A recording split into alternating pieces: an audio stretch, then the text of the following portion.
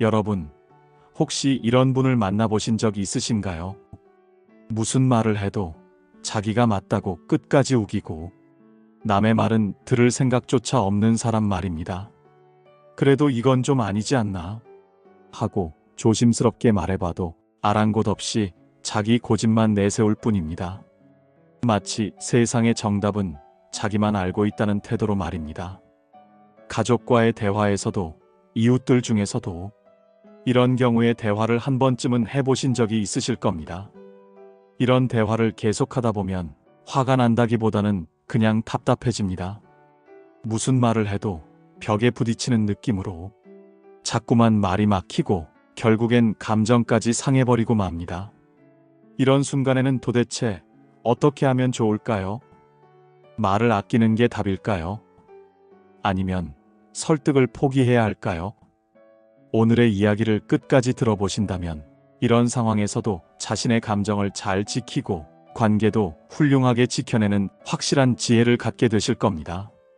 먼저 제 친구 정미의 이야기를 들려드리겠습니다. 정미는 50대 후반의 직장인으로 언니와 함께 부모님의 돌봄을 나눠 맡고 있었습니다. 하지만 그 과정은 생각처럼 순탄하지 않았습니다. 두 사람은 사는 지역도 다르고 생활 패턴도 달라 의견을 조율해야 하는 상황이 자주 발생했습니다. 그럴 때마다 정미는 동생의 입장에서 가능한 부드럽게 대화를 시도했고 서로의 사정을 고려하면서 현명하게 풀어나가고자 했습니다. 하지만 말을 꺼낼 때마다 어떤 이야기도 언니에게는 제대로 닿지 않는다는 생각이 들었습니다. 언니는 언제나 자신의 방식이 가장 옳다고 여기는 것 같았고 무슨 이야기를 꺼내도 이미 마음속에 정해둔 결론을 반복하듯 이야기하곤 했습니다. 한 번은 정미가 부모님의 진료 예약 시간을 조정해야 할 일이 있어 일정을 의논하려 했습니다. 당시 부모님의 컨디션과 일정 등을 고려한 현실적인 판단이었지만 언니는 왠지 그 이유를 들으려 하지 않았습니다.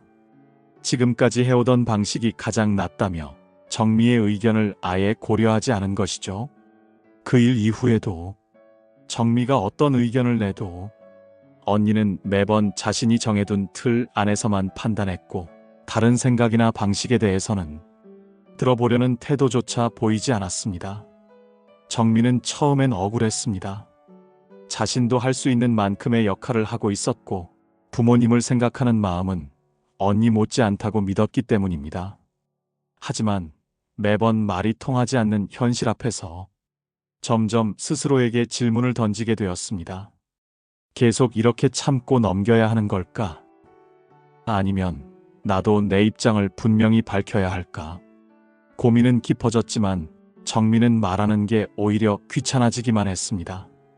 언니가 들으려 하지 않는다는 것을 이제는 본능처럼 느끼게 되었기 때문입니다.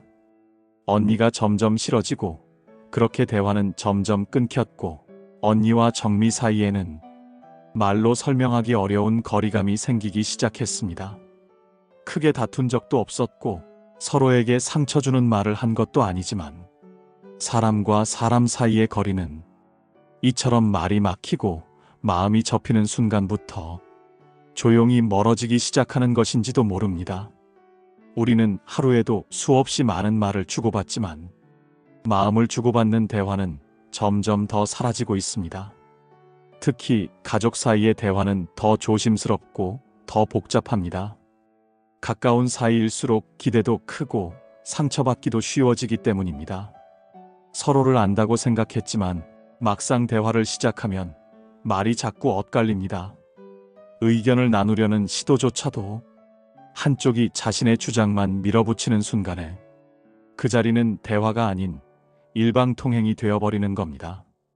정미의 이야기처럼 언니가 자신의 말은 듣지 않고 본인의 생각만 반복한다면 어떤 마음도 어떤 진심도 전달되기 어려운 겁니다. 그리고 이건 상대에 대한 마음이 닫히고 있다는 신호이자 그 신뢰도 잃어간다는 의미입니다. 이럴 때 필요한 것은 상대를 설득하려고 애쓰는 것이 아니라 상대의 고집에 휘둘리지 않고 자신의 중심을 지키는 말의 태도를 갖는 것입니다. 이번에는 우리의 일상생활 속에서 끝까지 자기 말만 고집하는 사람과의 대화가 어떻게 시작되고 어떻게 갈등으로 번져가는지 한 가지의 사례를 더 살펴보겠습니다. 여러분의 경험도 한번 떠올려 보시기 바랍니다. 성호 씨는 60대 중반으로 오랫동안 같은 아파트에 거주하다 보니 이웃들과도 잘 소통하며 아파트 일에도 관심을 갖고 지내는 편이었습니다. 얼마 전 아파트 화단 물 관리 문제로 입주민 몇몇이 모여 짧은 회의를 하게 되었는데 성호 씨는 그 자리에서 요즘 물 사용이 많으니 자동 물 뿌리개 시간을 조금 줄이면 어떨까요? 하는 실용적인 제안을 조심스럽게 내놓았습니다. 그런데 예상과 달리 한 이웃이 그 의견에 강하게 반대했습니다. 문제는 단순히 의견이 다르다는 데 있지 않았습니다.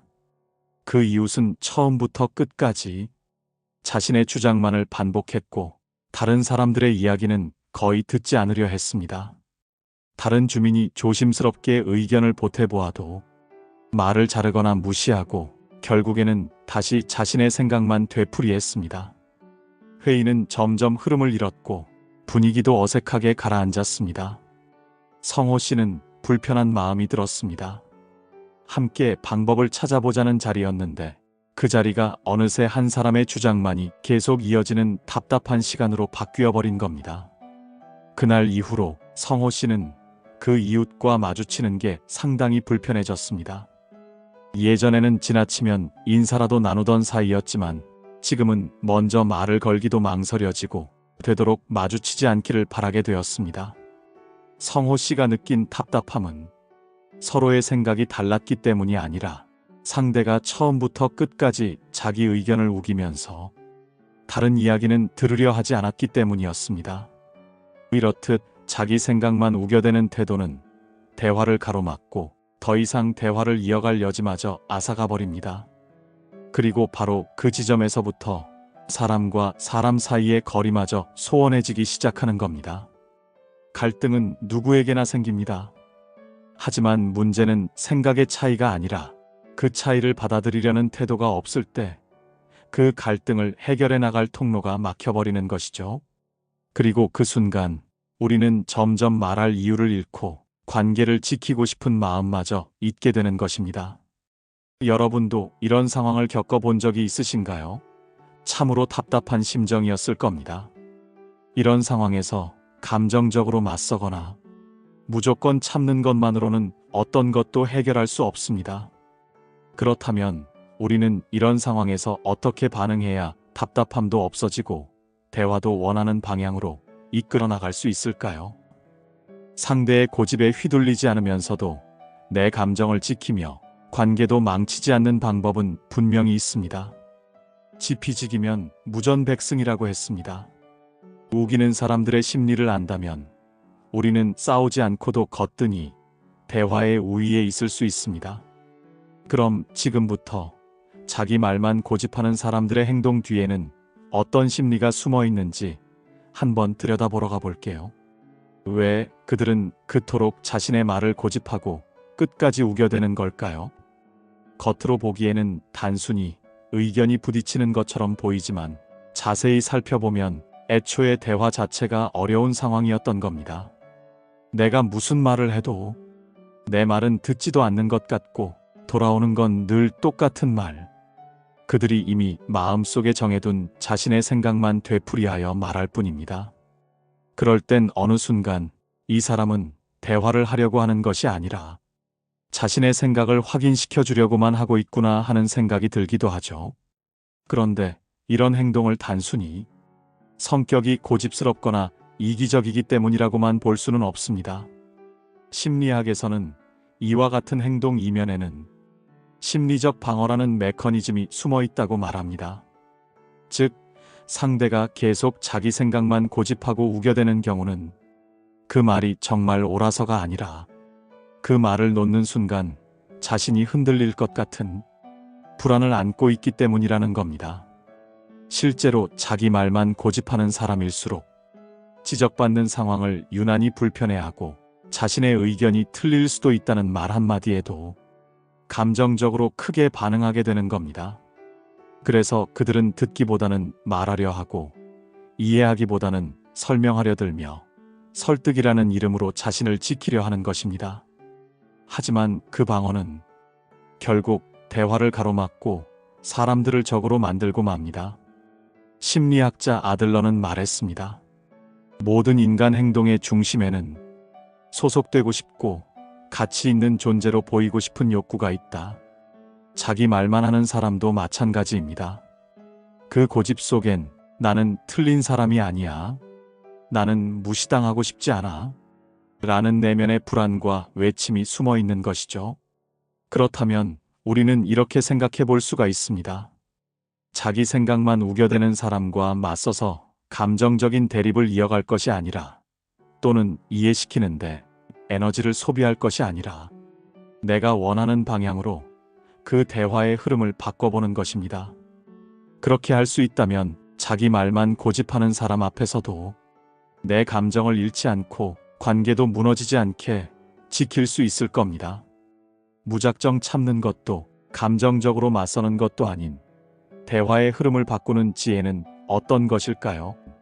지금부터 끝까지 우기는 사람과 지혜롭게 대화하는 4가지 방법을 알아보겠습니다.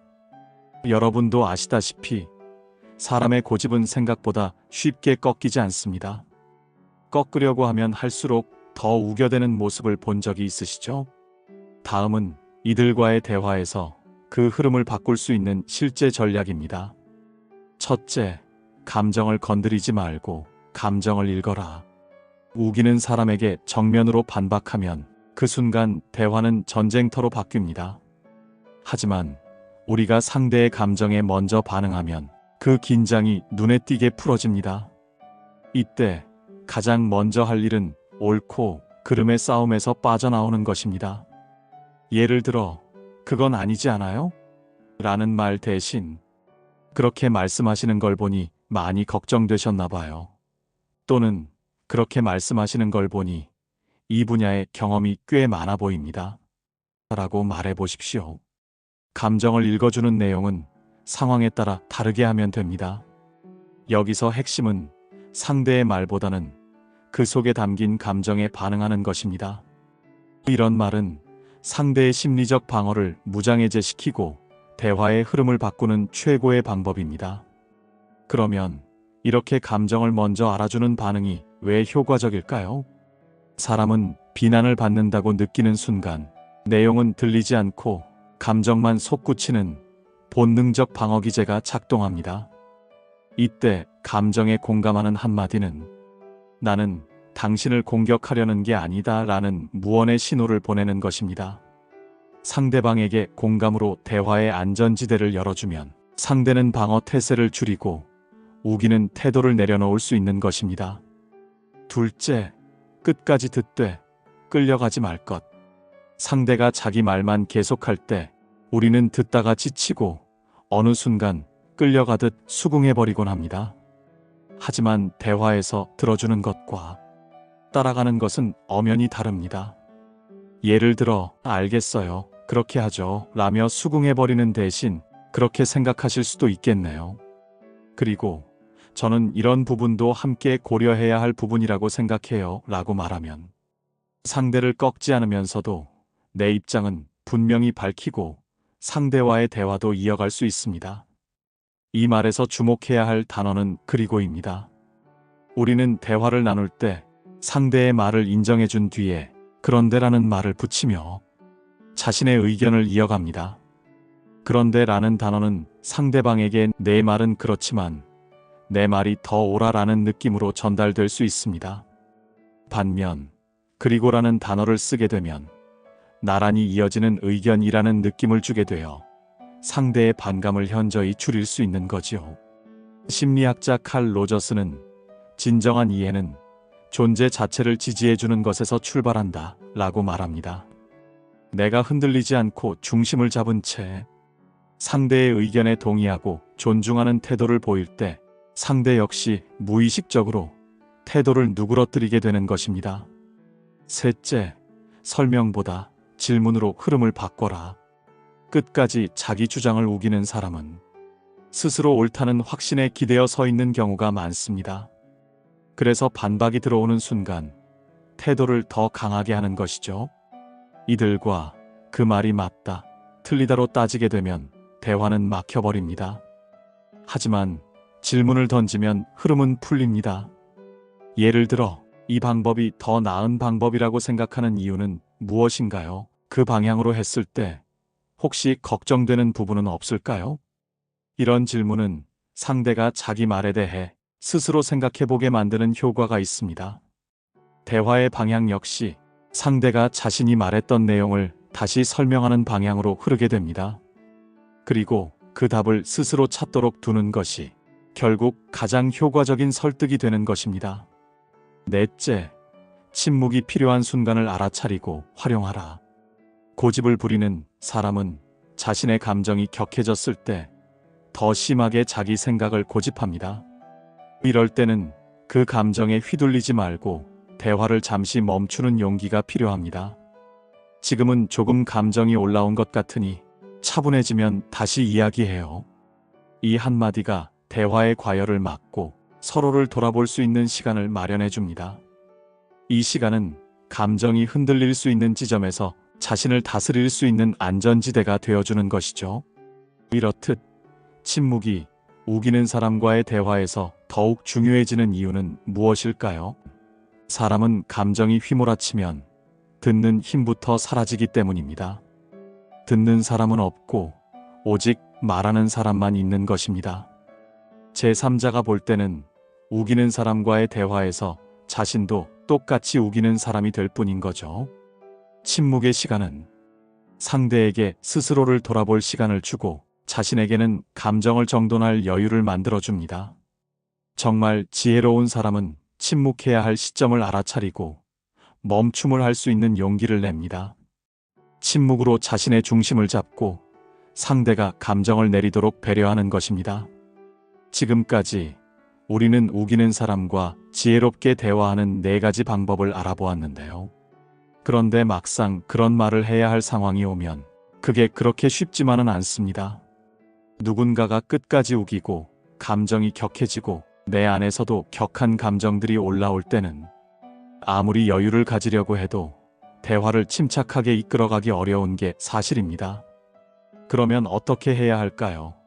이제는 어떤 대화 앞에서도 흔들리지 않고 차분하게 원하는 대화를 이끌어갈 수 있는 힘이 필요한 것입니다.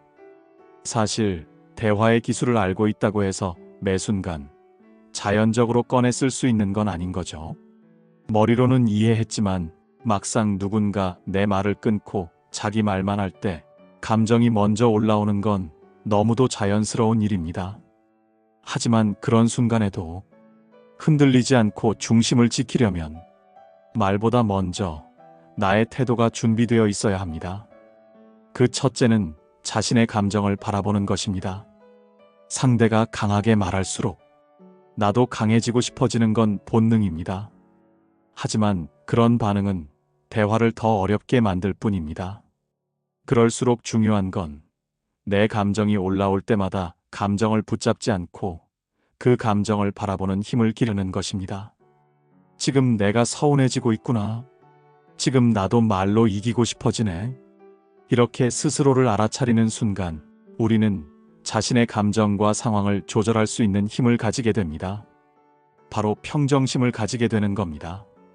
말을 잘하는 사람은 많지만 마음을 잘 다루는 사람은 드물고 이들은 강합니다. 둘째는 자신을 이해하게 되면 타인을 더 잘 이해할 수 있다. 고집부리는 사람과 상대하려면 그보다 먼저 내 마음의 소리를 듣는 연습이 필요합니다. 자신이 왜 서운한 감정이 드는지, 자신이 왜 반박하고 싶은지 그 감정의 이유를 이해할 수 있을 때 우리는 상대방을 또 하나의 인격체로 받아들일 수 있게 됩니다. 자기에 대한 이해 없이 자기 말만 계속 해대는 그 사람을 공감하기란 쉽지 않은 겁니다. 셋째는 자신을 먼저 지켜야 한다. 우리는 관계를 지키기 위해 참고 넘기고 자신을 희생합니다. 이렇게 자신의 감정과 에너지의 중심을 잘 지키지 못하면 그 어떤 관계도 온전히 지켜낼 수 없습니다. 관계를 지키는 진짜 힘은 내가 나로서 중심을 지킨 상태일 때 상대를 대하는 온전한 힘이 나오는 것입니다. 침묵이 필요할 때는 침묵하고 표현이 필요한 순간에는 분명하게 말할 수 있는 힘이 있어야 하는 겁니다. 말은 기술이기도 하지만 결국은 내가 어떤 사람인가를 보여주는 최종 결과물이니까요. 오늘 이야기의 핵심은 하나입니다. 상대의 고집에 휘둘리지 않고 내 감정과 태도를 지켜야 한다는 것입니다. 그 사람이 왜 그렇게 우기는지, 그 안에 숨어있는 불안과 욕구를 알아차리게 된다면 대화는 조금씩 달라지기 시작할 겁니다. 그러므로 우기는 사람을 상대할 때는 자신의 중심을 단단히 잡고 대화의 흐름을 바꿀 줄 아는 사람이 정말 지혜로운 사람입니다. 오늘의 이야기가 여러분의 관계를 잘 이어나가도록 돕는 잔잔한 지혜가 되었기를 바랍니다. 시청해주셔서 감사합니다. 여러분의 품격을 올려드리는 품격의 시선이었습니다.